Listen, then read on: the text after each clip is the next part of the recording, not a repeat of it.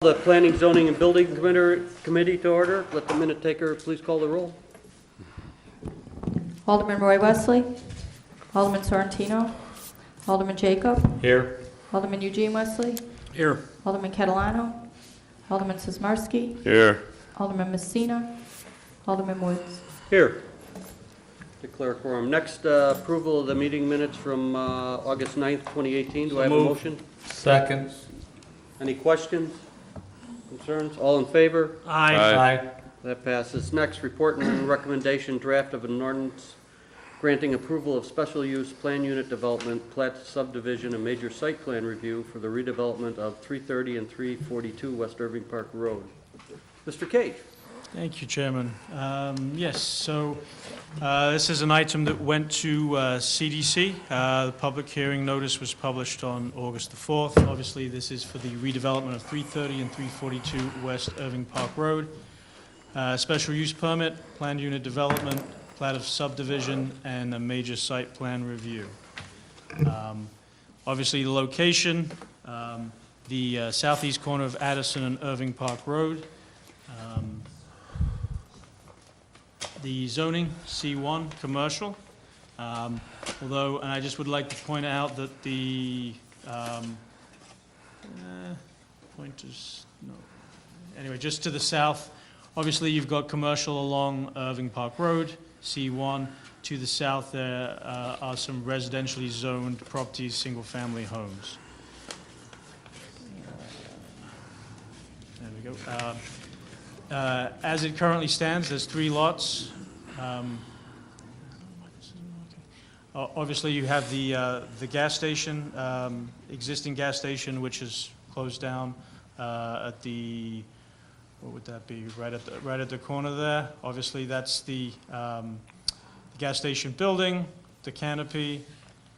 That would be one of the lots. Sorry, that's the impervious area on those 2 properties.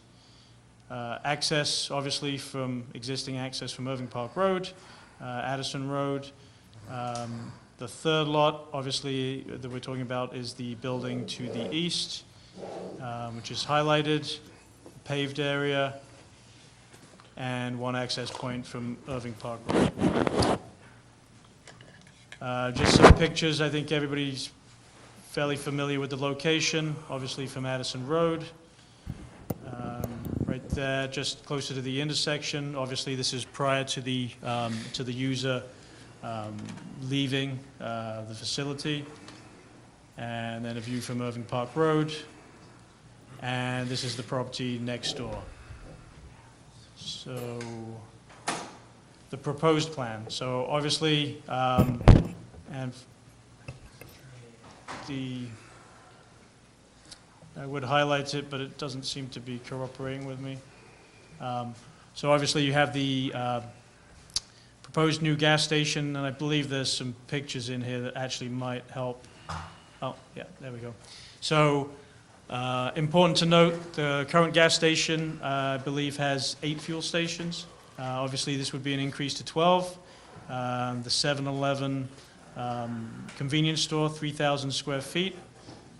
And then the proposed 2-tenant user building to the east, 4,200 square feet, and obviously with a drive-through.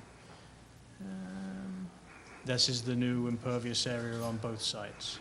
Obviously, they're 2 separate lots, but obviously they have a cross-access easement, so obviously if you would be refueling at the gas station, we'd encourage the connection between the 2. Obviously, you can go next door and use whatever restaurant or coffee type use that will be,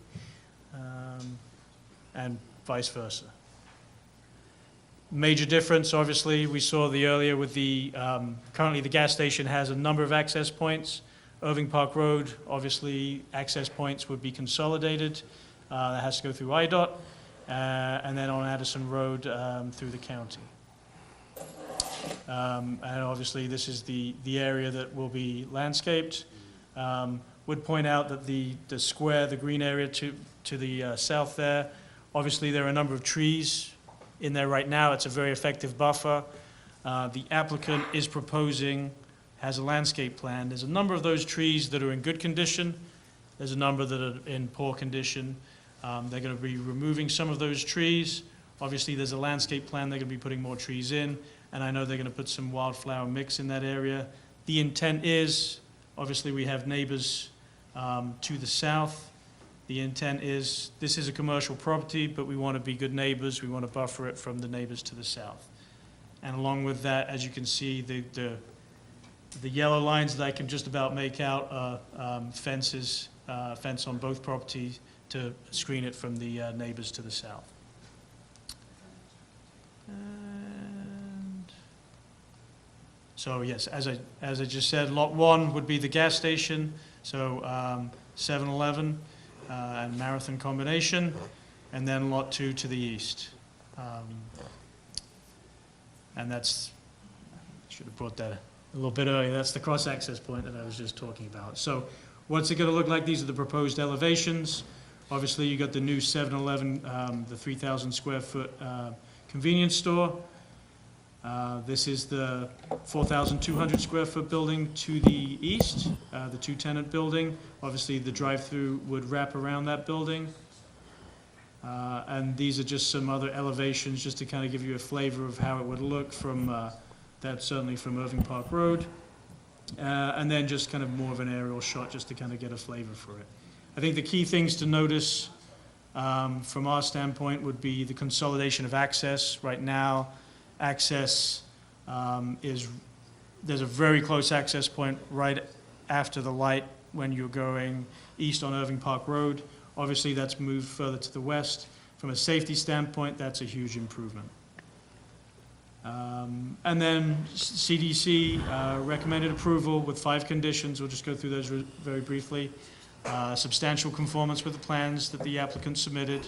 It's typical. And then with a PUD, we like to lay out, kind of a phased approach. Phase 1, which obviously would be the gas station and convenience store, completed by the end of 2019. Phase 2, which obviously would be the 2-unit building to the east, would be completed by the end of 2020. We like to put those in as milestones.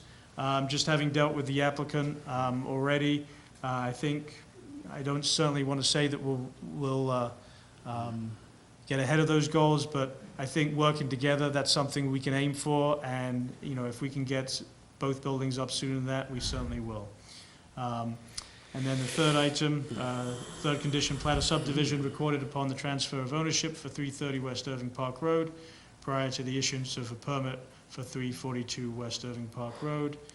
And then the last 2 conditions are simply the curb cut modification on Addison Road, subject to DuPage County approval and standards. And then the 5th one, the same thing, curb cut modifications on Irving Park Road, subject to IDOT approval standards. With that, thank you. If you have any questions, I know the applicant and some of his team are there. If you have any questions for them, or if you have any questions for me. Well, first to get the ball rolling, I'll make the motion to approve to draft the ordinance as presented. That being said, are there any questions? Yeah, Alderman Sismarski. just to reflect that, Alderman Soriano Sorrentino, I'm sorry. I see it on there, I'm sorry. I do acknowledge you.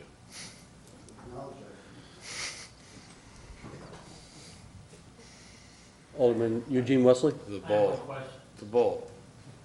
I have one question. Is there going to be any area for semis to fill up in a diesel? Is there a pump off to the side or no? Who cares? No. There is, do I have to come up?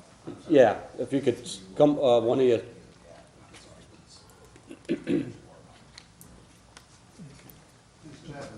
There, or what do you want to do? Actually, if you want to go to the podium, then on the camera. Thank you. And if you could just give us your name and the company name. You don't have to be sworn in. Mitch Galtz, GW Properties. I will tell the truth, though. Just, Okay, excellent. there won't be space to do, full semis. There will, 7-Eleven does plan to have diesel as one of its pumps or 2 of its pumps Vehicles. for box trucks or vehicles. UPS type trucks and UPS type trucks, but no trucks, big trucks. Alderman Peter Jacob? I was just gonna ask if you guys had any interested tenants yet, or possible? Yes, and we're in advanced, I'll say advanced negotiations with tenants for this whole building, one food user and one non-food user.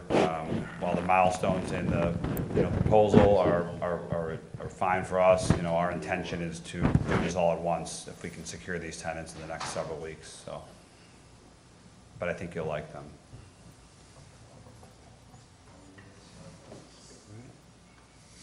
So, any other questions? Okay, so, well, just one thing, and I know that you brought up the fence and you touched on it at the CDC, just that we make sure that between the building department and the developer, that we work with those residents to get that up. I know that everybody's in agreement to that, but just make sure that we make it happen. Mayor Police. I just had a couple residents call. They had heard it was gonna be a huge truck stop, and I assured them it wasn't gonna be one, and you just verified that, so they'll be happy. Yeah, They'll be watching, so. No truck stop at Addison and Park Irving Drive Park. would. it'd be the smallest truck stop in the history of truck stops if that was the case, so. I mean, it's actually by reducing the drives, right? We're reducing the drive on Correct. Irving, we're reducing, there's probably 50 times the green space that used to be there. Right. All they had before Very was the nice. one sign with the little planter box that never had a plant in it. Woods.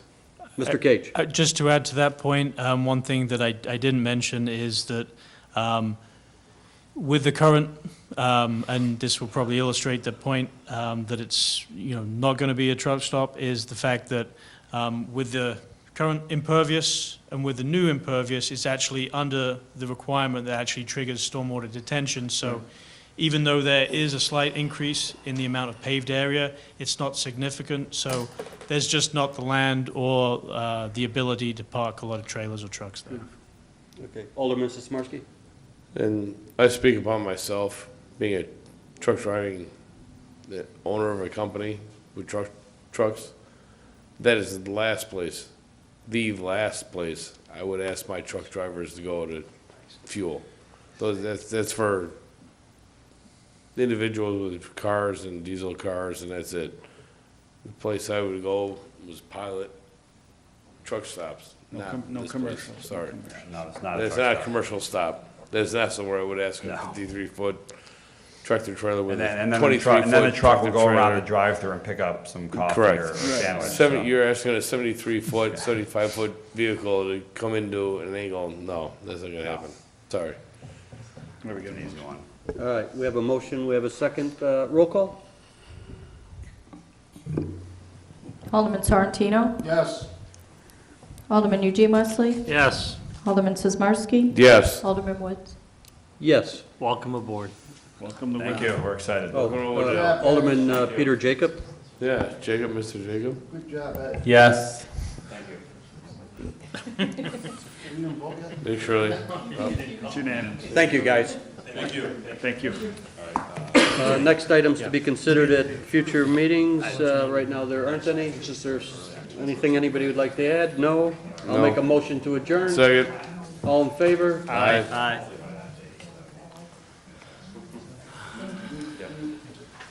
All right.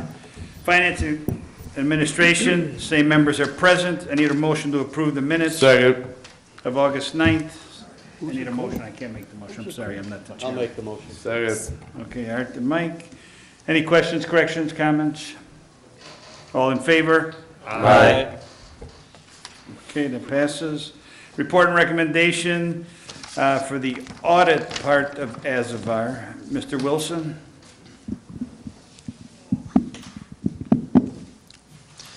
Go ahead. Thank you, Mr. Mayor. So as you saw in the packet, we had done a similar type of thing back in 2011 with a different firm. But what this would do, what this would entail is that Azavar would come in and they would, it's two different components really. One is they would look at our utility bills and make sure that we're paying the correct tariffs and that we're not in any rogue agreements with anybody that could be unfortunately costing us extra money. That's something that staff really isn't capable of looking into, especially the tariff sides with NICOR and ComEd, with the different streetlights and different uses of the facilities. So that's something that really, should be done by a company that specializes in that type of activities. And then the other thing is they also go through and look at the remittance logs for the taxes, like the ComEd tax, the NICOR tax, Comcast, to make sure that anybody that's incorporated in Wooddale that should be paying the tax is paying the tax. We haven't had a whole lot of annexations lately, but we've had a few, so just making sure that utilities companies are keeping up with updating their records accordingly to make sure that there's no lost revenue out there from the city that people should be paying that they're not. And I guess the best part about it is, you jokingly say that this is free, because if they don't find anything, then there's no cost to the city. It's on a contingent basis, so anything that they would find on a savings or a revenue part, there's a 55-45% split for, I believe it's 3 years between the two parties.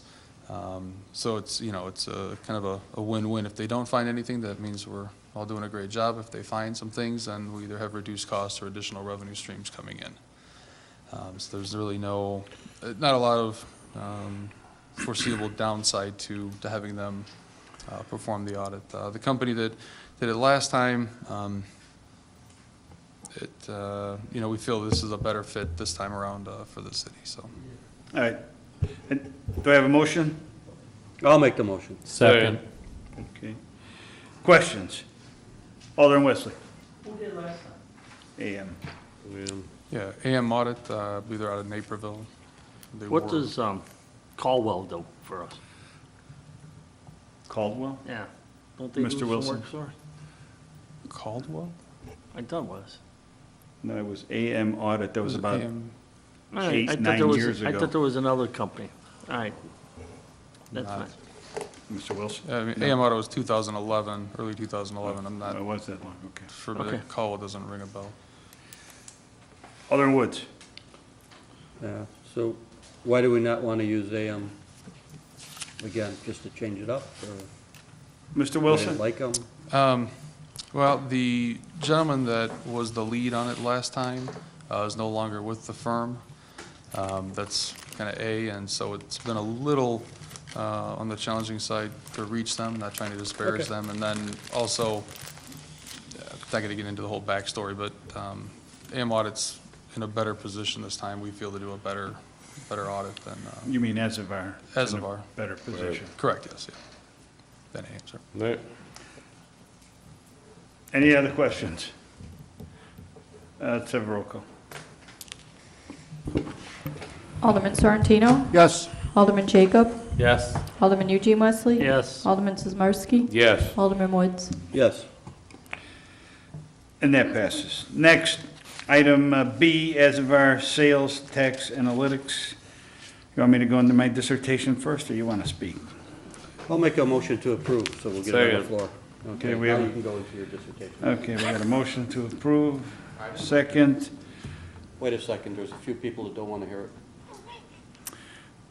Basically, I hope we're going to vote this down because DMMC has been, these guys have been trying to pass legislation for the last 3 years, trying to get everybody's records on who their highest revenue generators are, and I don't know what they want to do with the information.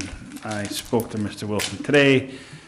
If we buy this program, is it just on his computer? He's the only one that can manipulate it? No, it's not, the answer is no. It goes to the cloud, and of course, it's safe there. There's no identity theft or anything. I say we vote no on this one, just because we want to keep the information in-house, period. I'll keep it short, Brad. Any other questions? Roll call. Alderman Sorrentino? No. Alderman Jacob? No. Alderman Eugene Wesley? No. Alderman Sizmarsky? Nope. Alderman Woods? No. And that passes. Item C, Mr. Wilson. It fails. Okay. That's what I meant. Okay. Thank you, Mr. Mayor. Item C, first, I made a little bit of a quip with the chairman, who unfortunately was not here tonight. The agenda went free, a little bit of cost, and more than a little bit of cost on the agenda items tonight on the finance agenda. So, like I said, the audit was contingent fee, so it was free. The one that just got declined was a couple $1,000s, and the price tag as presented for the ERP software and the client first item is a little over $1 million. So as you're all aware, we're on Springbrook currently. We entered into agreement with them in 2006, began implementing that in 2007. Staff, I believe the council haven't been happy with that solution for a number of years now. A couple of years ago, IT manager Case started looking into a new ERP solution, taking into account the comments from the council and then the wants and the needs of the departments. It's been a couple of years worth of a project, and at the end of the different demonstrations, the highly involved RFQ responses back and forth with the different vendors, we've been negotiating with Tyler Technologies, specifically Munis, for that software suite. I believe Nick laid it out pretty well in the memo, particularly on its packet page 67. I believe it's the second page of the memo itself. It's kind of all this different softwares that we're running now. Let's see, 2, 4, 6. Was there 10 or 12 of them there that we feel that we can probably consolidate down into one by going this way? So the maintenance costs with Munis are higher than they are with Springbrook. However, once you account for all of the maintenance costs of these 12 different softwares that we're running and the economies of scale involved with that, it's not too onerous as it looks just in a vacuum. So I guess we're open for questions on this. I mean, I know, like I said, we went through a number of different demonstrations and things of that nature. So it's been a well vetted out process that we've gone on to, and so that's what you have before you this evening. Okay, Alderman Wesley, go ahead. So my key question is, and you guys did a lot of work on this, but there's a couple questions I have. So every department, the building department, the finance department, all the departments will be on the same software. That building department ain't doing their software on a different, it's all going to be connected. Am I correct? Therefore, if someone calls in, the building department can key up, okay, let's see if they paid their fee. Let's go into finance. Okay, they did pay their fees. I mean, is that going to be the software that's being installed here? Mr. Case. That's correct. Everyone will be on the same system. Okay. And then, hey. Go ahead, follow. The thing that I have a concern about is, this is the company you guys picked, right? I mean, this is the one you want to see come forward, right? Correct. It's Go ahead, Mr. Case. Sorry. So correct. the only thing that threw me a curveball is a traveling expense. That's pretty high for traveling expense. Go ahead, Mr. Case. The travel expense, if you take into consideration that Munis will be here for about 28 months, so 2 years and change, about 2.5 years, the travel expenses don't seem so out of alignment. Go ahead, Alderman Wesley. I'm sorry. So you're saying they're going to be on the site for 2.5 months? Correct, not at all times, but Years. I mean, 2.5 years? Go ahead, Mr. Case. correct, not at all times, but they will be flying back and forth a good majority of the time. So how many Go ahead, days? Mr. Case. Mr. Wesley, I'm sorry. You guys keep, How many days a week are they committing to? Well, Mr. Case. throughout the entire process, it's 227 days that they'll be on site. Alderman Wesley. Is that counting all the computer software that we're going, new computers and everything? Go ahead. No. Case. New computers? Well, is there going to be any other add-ons to this software, I mean, computer system? Does That's Jeff get a separate. computer? You're talking about hardware. This Right, is any software. hardware going? Mike? I know you're not feeling well, but we gotta ask questions. Good. So there will not be any additional hardware other than what is in here. So there, as part of the project, there's a $6,000 charge for different hardware that we'll have to purchase on our own. That was included in this quote. And that's just for different types of equipment for finance, check scanners, things like that. Okay. Mr. Murmas? IT Director Case forgot to mention that we've been prepping for this for a few years now, UCLD, and there has been some infrastructure costs associated with getting ready for this. That's fine. A follow-up, Mr. Case? That is correct. If you remember, we just did the virtualization hyperconvergence project. That was in preparation for this software. Okay, thank you. Alderman Jacob, go ahead. I have a few questions myself here. And I did talk to Greg Vesta a little bit about this, but I didn't really see a lot of police applications, so I thought this was for the whole city. And he had mentioned the DUGIS system is most of it.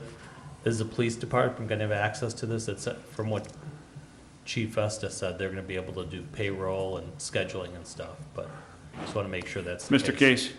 That's correct. The police will have access to this. There's numerous different functions they'll be able to use within the software. Most notably is the scheduling and payroll services, most of the HR modules. They have very antiquated software currently for scheduling system, and ExecuTime, which would be the scheduling system that they'd use, is going to significantly help with managing employees, and as well as training and a few other different functions. So yes, the police will utilize the software as well, just in different facets, as each department will utilize them in different facets. And as far Go ahead, as follow-up, Alderman Jacob? yeah, as far as revenue, like ticket revenue and stuff, will that go automatically flow into the finance system, or is that kept Mr. in Case? a different system?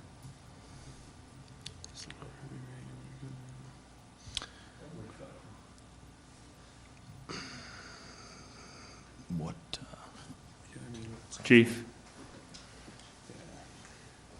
Go ahead, Chief. Well, I guess there could be a couple different ticket things. If people are paying by credit card for vehicle impounds or parking tickets, that would certainly flow into the system. Things that flow through the circuit court system, though, those come by means of a check or deposit directly to finance on a bi-monthly or every 2-week basis. So that would probably be a little bit different, but no program's probably going to solve that. That it's a paper check that comes to finance from with a report from the county every 2 weeks. Do you have a follow-up? Go ahead. Not on that, I just have some other questions. Thank you, Chief. Go ahead. The yearly cost, the annual, it was like 89,000 or something, I believe. Right. Is that typically the types of fees they are for an ERP system? Go ahead, Mr. Case. Yeah, that's right in line with many. Things that are to kind of keep in mind is the $85,000 initial cost, or I'm sorry, the reoccurring cost. That's not only for support and maintenance, but that is also furthers the development. So when you purchase a Tyler product, you get upgrades for life as long as you have support and maintenance. So essentially, if we keep up our support and maintenance plan, we'll never need to purchase new software. We'll continually get the most current versions. Go ahead, follow. Yeah, and are we going to get the same type of support as we are the first year? I mean, the support that's included with that? Mr. Case. Correct. Okay, Go next question, references. Have we checked references of? Mr. Wilson. Yeah, not trying to jump from the manager. I just want to say though, but as I mentioned on the fees as well, if you add up the fees of all of the one-off softwares that we're paying now, it comes pretty close to what the Munis Tyler fees are. So it is, like I said, if you just look at Springbrook's bill and then Tyler's bill, it's a little put off, you kind of put off a little bit, but when you actually take into account everything, it's a lot closer. Right now our systems can't talk to each other. Mr. Murmas, do you want to answer that other question? I love this guy, that's what I was gonna say. Rather than- And as far as The references? the references, who's that? Mr. Case? Sure, yeah, we have checked different references, and there are a few different municipalities who are currently, I would say, a year to 2 years ahead of us in this process, and we've checked with them, and they are happy with the outcome of the software. Go ahead. Yeah, Follow up? Yeah, I guess I was gonna ask, do either of you know the people from that municipality or school district? Just, I mean, usually they're gonna give you Mr. Wilson? be a little more honest than someone you don't. Yeah, to echo what Mr. Case said, yes, we do. I've talked to him at a couple of conferences recently, at seminars, and just for full disclosure, I've used the software before, a couple versions ago, but I've used it before, so I'm well aware of its capabilities as well, so. Go ahead. Okay. And I apologize if I'm asking something that Alderman Wesley asked. I was helping Mr. Sorrentino, Alderman Sorrentino, with his Go ahead. new Go ahead. computer. But for the travel policy, it basically, it said, like, tips for hotels should not be included, or we're paying for tips for a hotel. And when I looked at that, I mean, is that standard? Mr. Wilson? I mean, I wouldn't believe we would. I mean, I think tips at hotels that would be on your own, I guess. I mean, Right. yeah, I certainly wouldn't think we would be reimbursing them for tips for bell caps or for Right. the, Right, they can't give the $100 on behalf of the city of Wooddale. Well, right, yeah. Could you just double check that? I thought It's not happening. it said it did, that it was included. If you could just double check that. I mean, you don't have to do that at this minute, but, Go ahead, Mr. Case. I just asked Mr. Gary Doobie, and the answer is no. okay. Okay. And then as far as the hotels where they're staying, I talked to Alderman Messina prior to today, and he had mentioned that they're usually staying in Addison. I mean, couldn't we negotiate a better rate for one of our hotels here in Wooddale? Mr. Wilson? Yeah, that was one of the kind of preliminary conversation we had with them on that travel budget was kind of, okay, well, where are they going to stay, whatnot. So that is something that, I think we were going to reapproach Tyler about once we got to that point. And the Addison thing, that's where Springbrook stayed when they implemented. They stayed in Addison and then drove over every morning. So I think in the past, we've gotten some better rates from the Wooddale hotels, and I think that's something that they'd probably be, at least amenable to investigating, as they are major market hotels. Mr. Case, go ahead. Another thing to keep in mind is in the breakdown of the costs in the memo, the only thing that is set is software licensing. Everything else is essentially a not-to-exceed amount.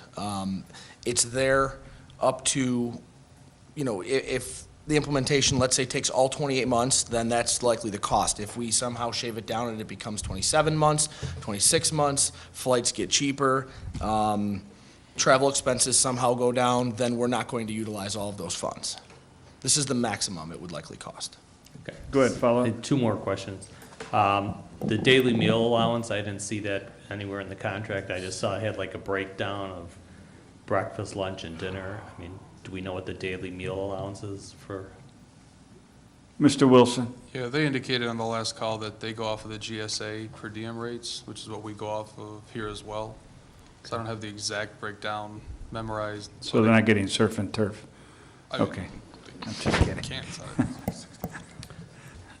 Go ahead. And then final question is, where's the company out of, or where are the representatives that are gonna be coming to Wooddale to be working on this, coming from? I don't know, do you guys know that? Mr. Wilson or Mr. Case?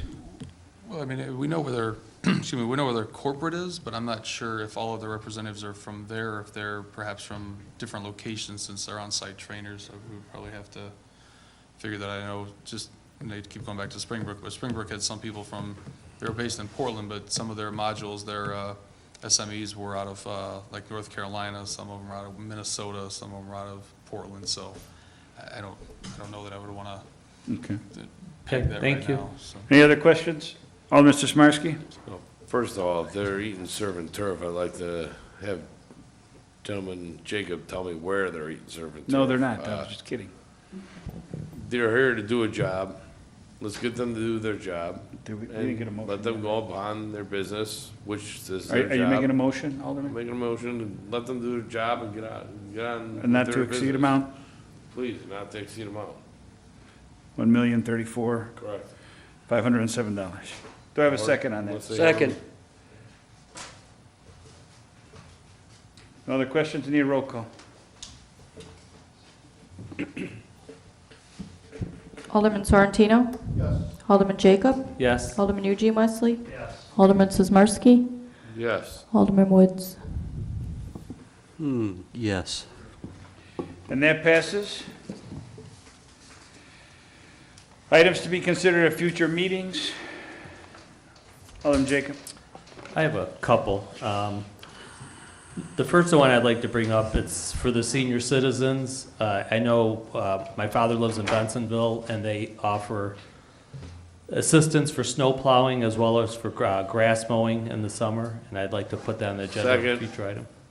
Okay, we have a motion and a second, we can consider it and look into it. I know Bensonville's doing it in Franklin Park. Okay, got two aldermen, we can add that to an Okay. agenda item, Mr. Murmas will get us Go under information. finance? Well, we have nothing, we have no public works this evening. Okay, so it'll go under Public Works when we bring it forward. Right, well, the first portion is probably a financial part, but then Public Works has really got to, We'll find a slot. yeah, the minute, they'll take, staff will And- take care of it. Go ahead. The other thing I'd like to, which is, really goes towards public health and safety.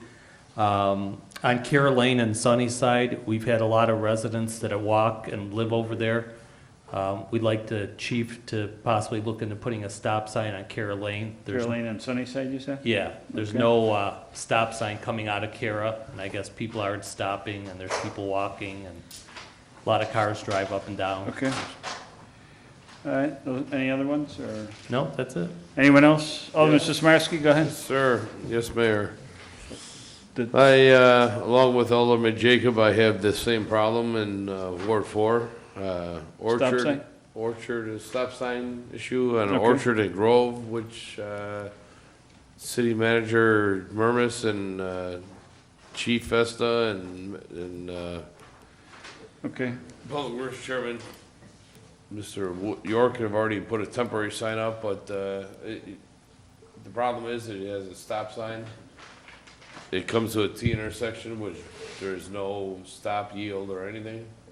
So I'm looking forward to putting a permanent stop sign on eastbound Orchard, okay, correct? well, they'll come back to us, I'm sure. Okay, Mr. Murmas? Just so everybody's aware, the chief has administrative authority to put a temporary stop sign. Right. And then we put it up for a while, we observe, and then we bring it back. But I have. Go ahead. But I have to bring this to the council, correct? Correct, because it has to be changed in the Right, code. correct. So- It has to be a change in code, so this is why I bring this to you tonight. And also, I have Ash and Elmhurst T intersection also with no stop, no overhead street light, which has been. Wait, Ash and what? Street light. Elmhurst? Elmhurst and Ash intersection, T intersection, which had had no street light since I've lived there. I never knew it until other residents have just brought it up to me. So I'm looking to administer a street lamp, a city street lamp on Ash and Elmhurst corner. Did that go under the policy, Jeff, or Mr. Murmas, go ahead? We'll work through the policy. Because corners usually I have can give you streetlights. signatures, don't worry about it. Okay, well, no problem. Anything else? No, that Alderman was it. Sorrentino, do you have one? Yes. Yeah, items to be considered at future meetings, I want to resurrect and bring it to the table is our new and improved combined ordinance that picks up all of the above. Ethics, code of conduct, been gathering dust. It's time to bring it forward. Okay. Thank you. All right, nothing else? Need a motion to adjourn? I'll make the motion. Second. All in favor? Aye. We're adjourned.